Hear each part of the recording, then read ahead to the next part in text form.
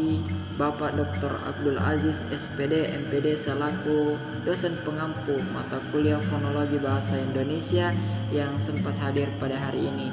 Yang kami hormati teman-teman sekalian mahasiswa-mahasiswi PBSI kelas C yang sempat mengikuti pembelajaran pada hari ini, baik itu luring maupun daring. Terima kasih teman-teman sekalian. Dan yang saya hormati dan saya banggakan rekan-rekan tim, rekan-rekan kerja yang Masya Allah luar biasa telah menyempatkan tenaga, ide-ide dan pikirannya untuk membuat presentasi ini sehingga presentasi ini bisa berjalan dengan lancar dan sebagaimana semestinya. Oke, baik. Assalamualaikum warahmatullahi wabarakatuh. Alhamdulillahirrabbilalamin. Assalatu wassalamu ala rasulillah amma ba'd. Oke, teman-teman sekalian, perkenalkan, nama saya Nahrul Hayat Saleh, mahasiswa Pendidikan Bahasa dan Sastra Indonesia, Fakultas Bahasa dan Sastra Universitas Negeri Makassar, angkatan 2021. Di sini saya bertindak sebagai selaku moderator atau host yang akan memimpin jalannya sebuah prosedur presentasi yang akan kami jelaskan sebentar. Adapun judul presentasi yang akan kami bawakan yakni struktur fonemik. Oke, sebelumnya saya akan memperkenalkan tim-tim atau anggota-anggota dari kelompok 11 ini. Yang pertama ada saya sendiri yakni Nahrul Saleh, kemudian ada saudari kami yakni Siti Nur Aisyah Syarif, dan ada saudari kami yakni Nurwani. Oke, untuk presentator yang pertama dan memanfaatkan waktu juga dengan sebaik-baiknya, saya mempersilahkan dengan hormat waktu dan tempatnya yakni kepada Siti Nur Aisyah Syarif untuk membawakan presentasi yang pertama. Dipersilahkan dengan hormat. Bismillahirrahmanirrahim. Perkenalkan, nama saya Siti Nur Aisyah Syarif, akan mempresentasikan mengenai struktur fonemik dan pola struktur fonemik. Struktur fonemik. Pengertian dari fonemik adalah ilmu bahasa yang membahas bunyi-bunyi bahasa yang berfungsi sebagai pembeda makna. Berdasarkan KBBI, fonemik adalah bidang linguistik tentang sistem fonem. Struktur fonemik adalah pola dan kaidah fonemis. Baik, selanjutnya mengenai pola struktur fonemis. Pola dan kaidah struktur fonemis meliputi 3. Yang pertama, pola bunyi atau dan silaba. Yang kedua, pola diftong, dan yang ketiga, pola klaster. Pola yang pertama yaitu pola bunyi dan silaba. Silaba atau suku kata adalah suatu penyaringan bunyi yang diikuti dengan satuan denyutan nada yang menyebabkan udara keluar dari paru-paru. Untuk memahami tentang suku kata ini, para linguis atau fonetis berdasarkan pada 2 teori. Yang pertama teori senioritas dan yang kedua teori prominence. Yang kedua selanjutnya pola diftong. Perangkat bunyi vokoid disebut diftong. Masalah diftong atau vokoid rangkap ini berhubungan dengan senioritas atau tingkat kenyaringan suatu bunyi. Dalam praktiknya, bunyi diftong ini ada 2 macam, yaitu diftong menurun atau falling diftong, dan yang kedua diftong menaik, yaitu rising diftong.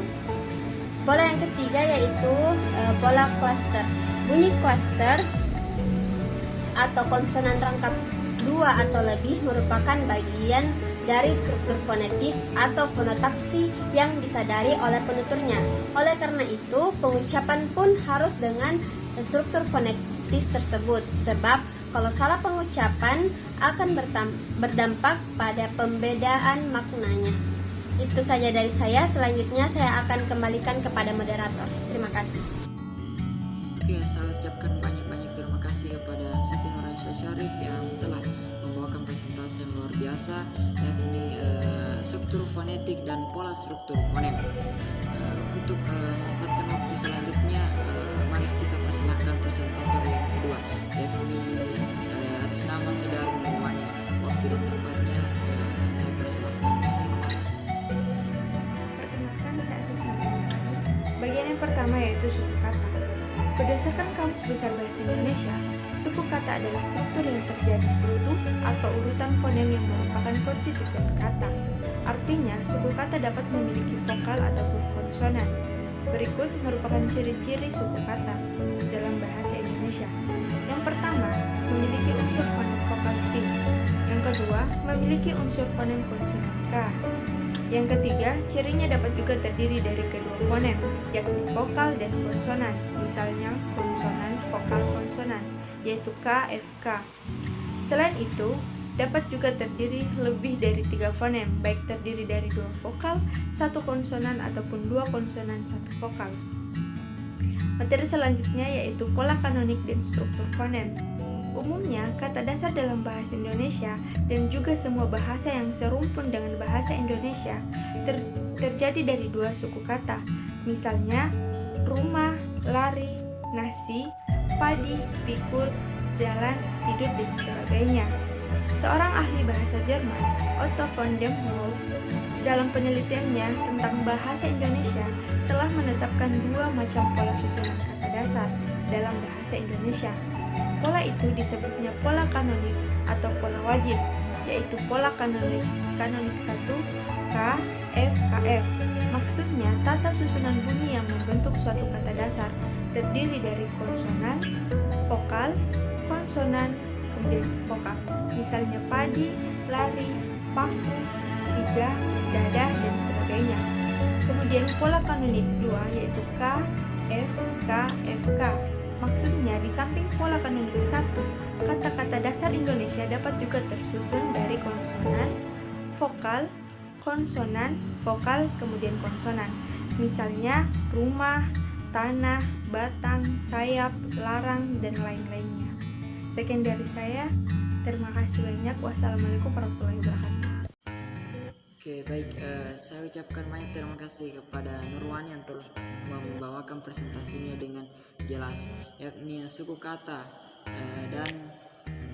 dan pola kanotik dalam struktur fonem. Oke, baik teman-teman sekalian, kita sudah memasuki penghujung presentasi kami.